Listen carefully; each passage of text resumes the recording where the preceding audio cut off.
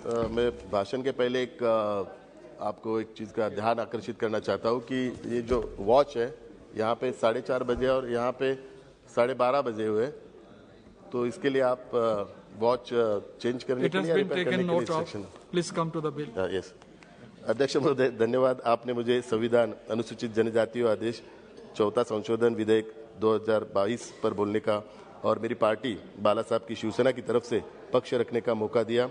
इसके लिए मैं आपका आभार व्यक्त करना चाहता हूं। अध्यक्ष जी, माननीय प्रधानमंत्री जी के नेतृत्व में माननीय जनजातीय मंत्री जी अर्जुन मुंडा जी ने लाए गए इस विधेयक का मैं स्वागत करता हूं।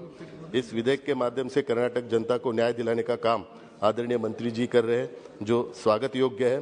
मैं आशा करता हूं कि महाराष्ट्र राज्य की जनता को भी वो न्याय देंगे। अध्यक्ष महोदय, मैं सदन को बताना चाहूंगा कि इस देश में जनजातीय और आदिवासी क्षेत्र के बारे में सबसे पहले इंडिया एक्ट 1935 में यह कहा गया है कि आदिवासी क्षेत्र कौन कौन से हैं।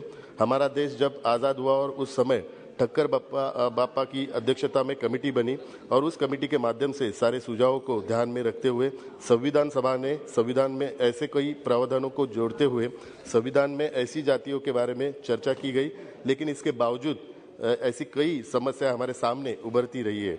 महोदय, आपके माध्यम से मैं संबंधित मंत्री जी को बताना चाहूँगा कि ऐसे कई समुदाय हैं जो आज भी सुविधा से वंचित हैं और वे सूचीबद्ध भी नहीं हो पाए। अध्यक्ष महोदय, मैं महाराष्ट्र के धनगर समाज के बारे में कुछ कहना चाहता हूँ। धनगर समाज की स्थिति काफ़ी खराब है। धनगर समाज का मूल व्यवसाय पशुपालन जैसे भेड़ बकरी चराना है। साल के 8 महीने ये लोग पशुपालन करने के लिए जंगलों तथा गाँव भटकते रहते हैं। उनकी आर्थिक स्थिति कमजोर होने से अपने बच्चों को ना अच्छी शिक्षा दे पाते हैं और ना ही उनका अच्छे से पालन पोषण कर पाते हैं। अध्यक्ष महोदय, मैं बताना चाहूँगा कि धनगर समाज के लोग सरकार द्वारा चल रही योजना से भी वंचित रह रहे, जिससे उनकी स्थिति काफ़ी दयनीय हो गई है।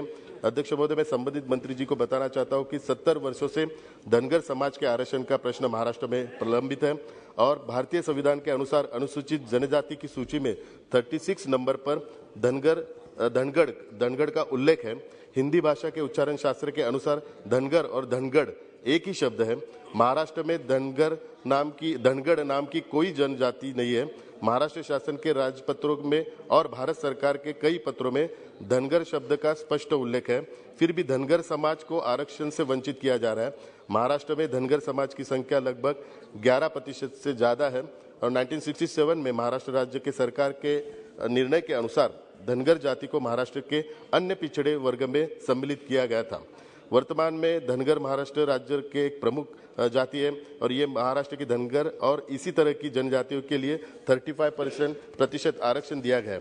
महाराष्ट्र में 1 करोड़ और 5 लाख जनसंख्या वाली अनुसूचित जनजातियों की सूची में 45 जनजातियों शामिल है और इन जनजातियों के लिए कुल 7% आरक्षण दिया गया है। धनगर और धांगड़ जनजातियों को अनुसूचित जाति और अनुसूचित जनजाति आदेश संशोधन अधिनियम 1976 के तहत अनुसूचित जनजातियों की सूची में सम्मिलित किया गया है।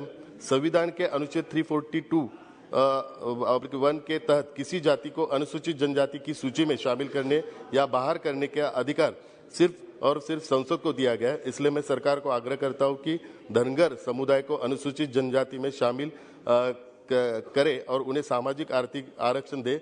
ये करते वक्त महाराष्ट्र में जो अनुसूचित जनजातियों का जो कोटा है, वो कोटे को पर कुछ असर नहीं होना चाहिए। उनके जो अधिकार है, उनके अधिकारों के ऊपर कुछ असर नहीं होना चाहिए। उसके बावजूद धनगर समाज को ये आरक्षण देना चाहिए।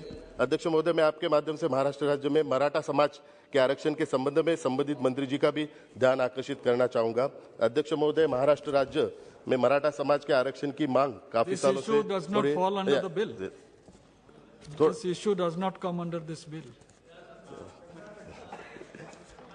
That can be taken up later. जनजाति का, लेकिन चलो मराठा समाज नहीं, we are not discussing about नहीं reservation as such. नहीं, मराठा ओबीसी से है तो ओबीसीचाच विषय घेतो है। या इसको लेकर ये विषय को लेकर संक्षेप में बता दीजिए बस, but it doesn't concern this bill. इसको लेकर सुप्रीम कोर्ट ने बड़ा फैसला सुनाया। सुप्रीम कोर्ट ने शिक्षा और नौकरी के क्षेत्र में मराठा आरक्षण को असंवैधानिक करार देते हुए कहा कि मराठा समुदाय को कोटा के लिए सामाजिक शैक्षणिक रूप से पिछड़ा घोषित नहीं किया जा सकता है और 2018 महाराष्ट्र राज्य कानून समानता का उल्लंघन करता है। कोर्ट ने कहा कि हम 1992 के फैसले की फिर से समीक्षा नहीं करेंगे जिसमें आरक्षण का कोटा 50% फीसदी पर रोक दिया गया था। मैं आपके माध्यम से मंत्री जी को निवेदन करना चाहता हूं कि बॉम्बे हाई कोर्ट ने कानून की ठीक है, आपका इश्यू आ गया। आ गया। दो मिनट। कानून की संवैधानिक वैधता को बरकरार रखते हुए राज्य सरकार को राज्य पिछड़ा वर्ग आयोग की सिफारिशों के अनुसार कोटा घटाकर 12% से 13% करने का निर्देश दिया गया था। न्यायालय ने यह भी कहा कि सर्वोच्च न्यायालय द्वारा कुल आरक्षण पर लगाई गई 50% की कैप असाधारण परिस्थितियों में पार की जा सकती है और 9 सितंबर को सर्वोच्च न्यायालय ने सामाजिक और शैक्षणिक रूप से पिछड़े वर्ग अधिनियम 2018 के तहत मराठा समुदाय को प्रदान किए गए शैक्षणिक संस्थानों और सरकारी नौकरियों में आरक्षण पर रोक लगाई गई थी। अध्यक्ष महोदय, मैं आपके माध्यम से संबंधित मंत्री जी को कहना चाहता हूं कि मराठा समुदाय राज्य की आबादी का लगभग 1/3 हिस्सा है। अदालत ने यह भी स्पष्ट किया है कि चिकित्सा पाठ्यक्रम में मराठा कोटा के तहत पहले से किए गए प्रवेश प्रभावित नहीं होंगे। इसमें कहा गया है कि जिन लोगों ने इसका लाभ उठाया उनकी स्थिति में खराब नहीं होंगी। महाराष्ट्र अध्यक्ष महोदय, इसके पहले भी सेम ऐसे बिल के ऊपर विभिन्न राज्यों ने उनके यहाँ के प्रॉब्लम यहाँ पे रेज किए हुए हैं, तो आप क्यों आज प्रतिबंध? Confine your discussion relating to the bill आप and also relating to reservation for same bill tribal के people. नहीं अध्यक्ष महोदय, सेम इसके पहले भी जो बिल इंट्रोड्यूस हुआ था उसके बारे में धनगर समाज और मराठा समाज के लिए सेम दूसरे सदस्यों ने बात की थी, तभी कभी विरोध नहीं हुआ। नहीं, करना नहीं चाहिए। हाँ, करना नहीं चाहिए, तभी बताना चाहिए था। लेकिन हमें महाराष्ट्र राज्य के लोगों की नहीं, महाराष्ट्र राज्य के नागरिकों की जो भावना है वो हम यहाँ पे प्रकट करेंगे, जो हमारा अधिकार है। रिकॉर्ड पे आ गया है, वो हमारा अधिकार है। संक्षिप्त में कंक्लूड कर रहा हूँ मैं। कंक्लूड करिए। तो उनकी स्थिति भी खराब नहीं होगी। महाराष्ट्र राज्य सरकार की यह मांग है कि उच्चतम न्यायालय को आरक्षण पर मौजूद 50% के कैप पर पुनर्विचार करना चाहिए और कई राज्यों में आरक्षण की सीमा 50% से अधिक हो गई है और आर्थिक रूप से कमजोर वर्गों के लिए घोषित कोटा भी सीमा पार कर गया है। मराठा आरक्षण को छोड़कर इसमें किसी को भी नहीं रखा गया। उच्चतम न्यायालय को आरक्षण पर मौजूदा 50% कैप पर पुनर्विचार करना चाहिए। इसलिए 1993 के इंदिरा साहनी मामले में 50% की दर से कोटा देने के लिए ऐतिहासिक फैसले का फिर से देखने की जरूरत है। अगर केंद्र सरकार इस मुद्दे पर सकारात्मक रुख अपनाता है तो महाराष्ट्र में मराठा आरक्षण मंजूर करने का मार्ग प्रशस्त करता है और मराठा बच्चों को न्याय मिलेगा। धन्यवाद अध्यक्ष महोदय।